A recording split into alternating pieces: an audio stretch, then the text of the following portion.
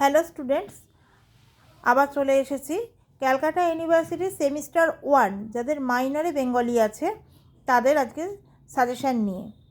দেখো, মডিউল 1-এ 15 নম্বরের জন্য তোমরা সাহিত্যের যুগবিভাজন পড়বে, দেখতে পাচ্ছ চর্যাপদের সমাজচিত্র। তার পাশে দেখো একটা আমি আরও মার্ক করে দিয়েছি, মানে ভিভিআই, একদম স্টার তো বটেই, আরও ইম্পর্ট্যান্ট। তারপরে শ্রীকৃষ্ণ কীর্তন কাব্যের সাহিত্য মূল্য আর বাংলা সাহিত্যে চর্যাপদের সাহিত্য মূল্য। এর সঙ্গে আমরা জানি যে তোমার কি বলে আবিষ্কার কে করেছে, কোথা থেকে করেছে, এইগুলো একটু দেখে রাখবে। আর শ্রীকৃষ্ণ কীর্তন কাব্যের সমাজচিত্রটা একবার একটু দেখে রাখবে, ওটা সাপোর্টিং হিসাবে। আর এখানে থেকে প্রশ্নমান 5-এর জন্য দেখো তুর্কি আক্রমণের কারণ আর ফলাফলটা একটু দেখবে। এর মাঝে তোমাদের একটু বলে রাখি, সাজেশন ওয়াইজ প্রশ্নর জন্য অ্যান্সার আমাদের তৈরি আছে। তোমাদের যাদের যাদের স্টাডি মেটেরিয়ালস লাগবে, বেঙ্গলি ছাড়াও ENVS, history sec, minor honours, Bengali honours, journalism and mass communication, suggestion wise প্রশ্ন তোমরা পেয়ে যাবে। এই নাম্বারে যোগাযোগ করে নিতে পারো, ঠিক আছে? আমি বলবো না যে 100% কমন, আমি বলবো 95 থেকে 97% কমন পাবে। আর শর্ট প্রশ্ন যতটা সম্ভব কমন দেওয়ার আমি চেষ্টা করি, বিগত বছরগুলোতেও আমি কমন দিয়ে এসেছি। যারা ইন্টারেস্টেড তারা এই নাম্বারে যোগাযোগ করে স্টাডি মেটেরিয়ালস খুব স্বল্প মূল্যে পারচেস করে নিতে পারো। আচ্ছা, চলো আমরা কত অবধি ছিলাম? মডিউল 1-এর প্রশ্নমান 5। শ্রীকৃষ্ণ কীর্তন কাব্যের চরিত্রদের মধ্যে দেখবে রাধা, কৃষ্ণ আর বড়াই, ঠিক আছে? আর চর্যাপদের ঐতিহাসিক গুরুত্বটা ছোট করে এবারের জন্য দেখে যাবে। এবার চলে আসি আমরা মডিউল 2-তে। মডিউল 2-তে হচ্ছে অনুবাদ সাহিত্যের মধ্যে পড়বে রামায়ণ, কৃত্তিবাস ওঝা। একটা প্রশ্ন করলেই হয়ে যাবে যে কৃত্তিবাস ওঝার আবির্ভাবকাল, জন্ম পরিচয় উল্লেখ করে তার কবি কৃতিত্ব পরিচয় দাও, বা রামায়ণের অনুবাদক কৃত্তিবাস ওঝার সম্বন্ধে আলোচনা করো, যেটাই হোক হয়ে যাবে। তারপর দেখবে শ্রী চৈতন্যদেবের অবদান বাংলা সমাজ সাহিত্যে, ভেরি ভেরি ইম্পর্টেন্ট এবারের জন্য।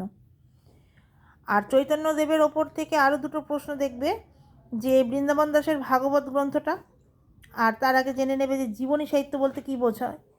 ওটা একটা সব দিল 5 নম্বরের, আর বাকিটা 10 নম্বরের দিল, এরম ভাগ করে দিতে পারে। আচ্ছা, চণ্ডীদাসের কবি প্রতিভা দেখবে একদম, যার জন্য বিদ্যাপতি এবারে শর্ট 5-এ আসছে, ঠিক আছে? আমি শেষ মুহূর্তে আরও শর্ট করে দেবো, এখন এগুলো রেডি রাখো, তখন নিজেদেরই ভালো লাগবে যে অনেকের থেকে অনেক বেশি পড়ে ফেলেছি আমরা। দেখবে পরীক্ষার হলে গিয়ে নিজেদেরকে ভেতর একটা স্যাটিসফ্যাকশান আসবে যে আমরা অনেকটা জানি, যদি এইগুলো তোমরা পুরোপুরিভাবে তৈরি করে নিতে পারো এখন থেকে, ঠিক আছে? আচ্ছা, আর একটা সাপোর্টিং প্রশ্ন দেখবে মডিউল 2 থেকে 15 নম্বরের জন্য, বাংলা অনুবাদ সাহিত্য ধারায় মালাধর বসুর অবদান বা শ্রীকৃষ্ণ বিজয় সম্পর্কে। ওকে, এবার চলে আসছি আমরা প্রশ্নমান 5। এখানে প্রশ্ন মন হয়ে গেছে প্রিন্টিংয়ে, বুঝে নিও একটু তোমরা। মৈথিলী কোকিল বিদ্যাপতি বললাম একটু আগেই যে বিদ্যাপতি এবারে ছোট হয়ে আসছে। গোবিন্দ দাসকে দ্বিতীয় বিদ্যাপতি বলা হয় কেন?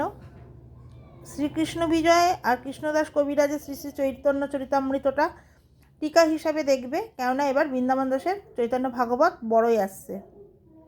ওকে, অনুবাদ সাহিত্যের প্রেক্ষাপট আমরা দেখেছি না যে মঙ্গল কাব্যের সৃষ্টির ইতিহাস যেরকম, এরকম অনুবাদ সাহিত্যের সৃষ্টিটা কী করে হলো। আবারও বলছি, গাছ থেকে তা টপ করে পড়েনি একটা পাকা ফলের মতো, নিশ্চয়ই কোনো প্রেক্ষাপট তৈরি হয়েছিল, প্রাসঙ্গিকতা ছিল। সেই রকম অনুবাদ সাহিত্য সৃষ্টির প্রেক্ষাপট বা কারণগুলি আলোচনা করো। ওকে, আর জ্ঞানদাসকে চণ্ডীদাসের 'ভাবশিষ্য' বলা হয় কেন? দেখো, এখান থেকে আমি 6টা দিয়েছি, তো লাস্টের দিকে আমি 4টের মধ্যে এনে দেবো, তাও এখানে আমি স্টার মার্কস করে দিয়েছি, তোমরা স্টার মার্কসগুলোই করে যেও। আর অনুবাদ সাহিত্যের প্রেক্ষাপট খুব একটা টাফ নয়। কেন হলো? সংস্কৃতটা সাধারণ মানুষ বুঝতে পারছিল না, তাকে বাংলা ধারায় বইয়ে দিয়ে আনলো আমাদের কৃত্তিবাস, ঠিক আছে? এরকমভাবেই তো হয় না। আবারও বলছি, খুব সহজ সরল ভাষায় লেখা স্টাডি মেটেরিয়ালস আমাদের কাছে রেডি আছে।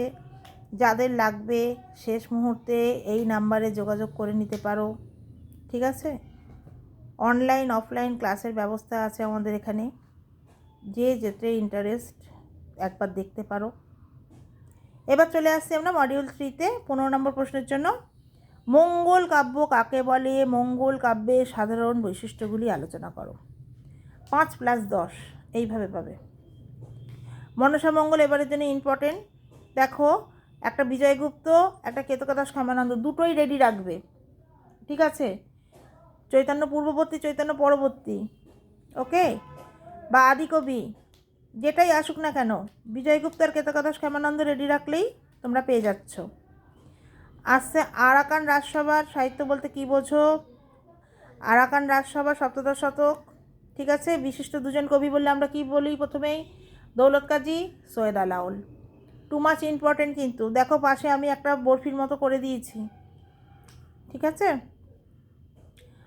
তারপরে আসছে একদম আমাদের যুগসন্ধির কবি বলতে পারো, ভারতচন্দ্রের অন্নদামঙ্গলকে নতুন মঙ্গল বলা হয় কেন, বা অন্নদামঙ্গলের বিস্তারিত আলোচনা করো, কবি প্রতিভার পরিচয় দাও, যেভাবেই আসুক না কেন ভারতচন্দ্র।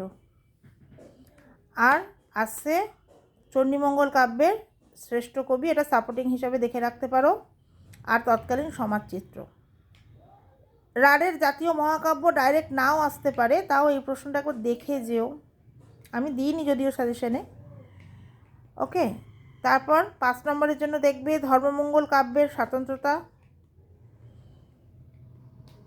মনসামঙ্গল দেখো আবার কেতকদাস দিয়েছি, ওখানে রেডি করলেই দুটোর হয়ে যাচ্ছে, কোনো সমস্যা নেই।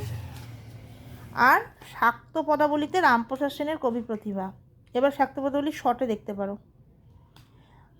আর দেখবে টিকার মধ্যে ইউসুফ জলেখা প্রণয় কাব্য যেটা, আর শিবায়ন বা শিবমঙ্গল, একদম সোজা হলো। আশা করি এইটুকু করে গেলেই তোমরা কমন পেয়ে যাবে, কোনো অসুবিধা হবে না, ভালো হবে সবার পরীক্ষা। লাস্ট মোমেন্টে আমি আবারও শর্ট করে দেবো। স্টাডি মেটেরিয়ালস রাখলে তোমরা যোগাযোগ করে নিতে পারো। আমাদের ইএনভিএসের সাজেশন ওয়াইজ নোটও দেখতে পাচ্ছ, এরকম সব আছে, কোনো সমস্যা নেই, ঠিক আছে? থ্যাংক ইউ, ভালো থেকো সবাই।